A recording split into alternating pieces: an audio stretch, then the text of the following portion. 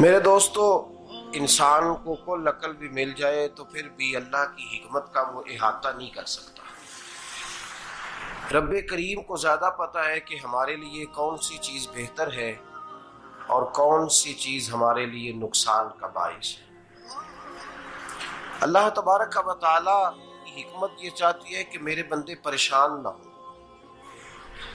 رب یہ چاہتا ہے کہ میرے بندے کسی جگہ پہ بھی دقت اور پریشانی کا شکار نہ ہو، تو اللہ تبارک و تعالی نے راہ اعتدال اختیار کرنے کا حکم ارشاد فرمایا کہ تم اعتدال کے رستوں پہ چلو، معتدل زندگی گزارو، افراط و تفریط سے بچو۔ آج جس معاشرے میں ہم وقت گزار رہے ہیں، اس معاشرے میں ہم اس بات کو سمجھنے سے قاصر ہیں کہ اصل ہمارا مسئلہ کیا ہے۔ ہمارا اصل جو مسئلہ ہے اس کی شناخت ہمیں کیسے ہوگی اور ہم پھر اس تک رسائی کس انداز میں حاصل کر پائیں۔ ہم ہمیشہ اپنی آمدن بڑھانے کے چکر میں رہتے ہیں، ایک کام اور شروع کر لیں، پارٹ ٹائم جاب شروع کر لیں، کوئی سائیڈ بزنس اس کا آغاز کر لیں۔ ہماری جو دوڑ لگی ہوئی ہے وہ لگی ہے کام بڑھانے میں، آمدن بڑھانے میں، حالانکہ اسلام ہمیں یہ کہتا ہے کہ تو آمدن بڑھانے کے چکر میں نہ پڑ، اصل بات یہ ہے کہ تو اپنے خرچے کنٹرول کر۔ تنگ انسان وہ نہیں ہوتا جس کی آمدن تھوڑی ہوتی ہے، یہ توجہ کیجیے گا میری بات، یہ قیمتی بات ہے اور گفتگو ساری کا لب لباب ہے۔ تنگ بندہ وہ نہیں ہوتا جس کی آمدن تھوڑی ہوتی ہے، اصل پریشان وہ ہوتا ہے جس کے خرچے زیادہ ہوتے ہیں۔ اور ہمارا جو روزمرہ کا نقصان ہو رہا ہے نا، وہ آمدن کے معاملات میں نہیں ہو رہا۔ بنیادی نقص جو واقعہ ہو رہا ہے وہ یہ ہے کہ ہمارے اخراجات زیادہ ہیں، اور وہ اخراجات کسی اور نے نہیں بڑھائے، وہ خرچے ہم نے خود بڑھا لیے ہیں اور اب ہمیں اس کا نقصان بھگتنا پڑ رہا ہے۔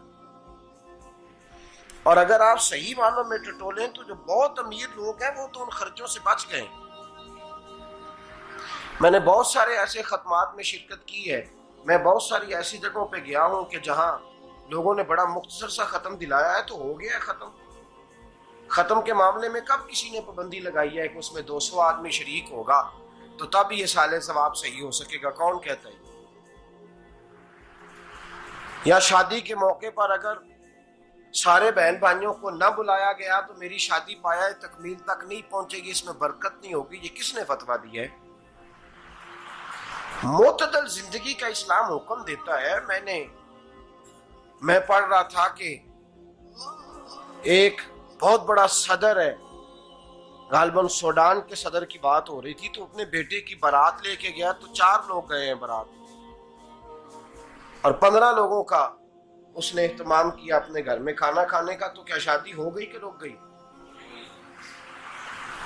تو بھائی راگ الاپنا اس بات کا کہ بڑی پریشانی ہے، کوئی سائیڈ بزنس شروع کیا جائے فلان جگہ فلان جگہ فلان جگہ، تو اصل معاملہ یہ ہے کہ پہلے ایک بندہ کماتا ہے تو پھر بھی گھر ہی چلتا ہے، پھر بڑا بیٹا ساتھ شامل ہوتا ہے تو پھر بھی گھر ہی چلتا ہے، پھر منجلا بیٹا شامل ہوتا ہے تو پھر بھی گھر ہی چلتا ہے۔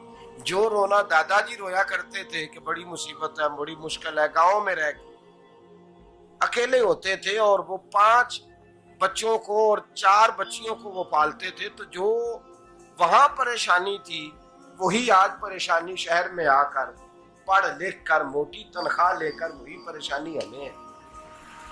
تو میں جس نتیجے پہ پہنچا ہوں اس کو پڑھ کے، قرآن مجید کی چند آیات کو دیکھ کر اور اس مفہوم کی جو حدیثیں کتب احادیث میں پائی جاتی ہیں اور ہمارے بزرگوں نے ہمیں جو مزاج اس حوالے سے دیا ہے، میں اس نتیجے پہ پہنچا ہوں کہ مسئلہ آمدن کا نہیں، مسئلہ خرچے کا ہے۔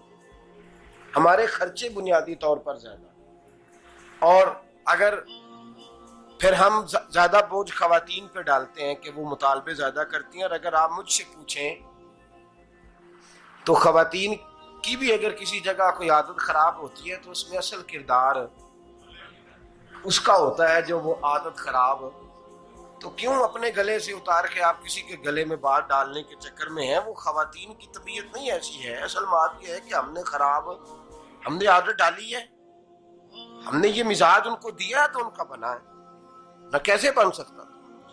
تو اعتدال جب تک زندگی میں نہیں ہوتا، پانی پیاس بجھاتا ہے لیکن ایک گلاس ہی ہو تو پیاس بجھاتا ہے، بالٹی کو منہ کو لگائے گا تو کپڑے بھگو دے گا اس کے. حالانکہ پانی بری چیز کا نام نعمت ہے نا بہت بڑی اللہ کی، لیکن پیالے میں ہی اچھا لگتا ہے. کوئی مٹکا منہ کو لگائے گا تو تانگ ہوگا، پیالہ ہی بہتر ہے اس کے لیے. تو میرے دوست، مٹکے سے بھی بعض اوقات کام چل جاتا ہے، لیکن اگر کوئی کہے نہیں مجھے دریا ہی چاہیے تو اس کا تو گھر بہ جائے گا، سارا گھر بہ جائے گا اس کا.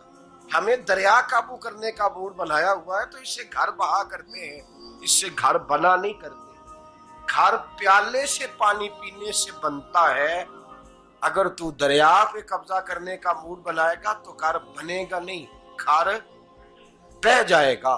آگ نہ ہو تو کھانا پک نہیں سکتا، لیکن ہلکی آنچ سے کھانا پکتا ہے. اور اگر آنچ تیز کر دی جائے تو جی قرینے قیاس بات کر رہا ہوں، میں عقل سے ماورا نہیں کر رہا. قرینے قیاس سمجھانے کے لیے مثالیں دے رہا ہوں.